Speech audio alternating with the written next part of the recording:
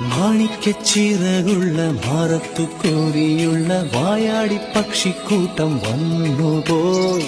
കാടൊന്നു കാണാനായി കൂടൊന്നു കൂട്ടാനായി ആകാശപ്പുഴ നീവി കുതിച്ചുപോയി. കണ്ടു മലനിര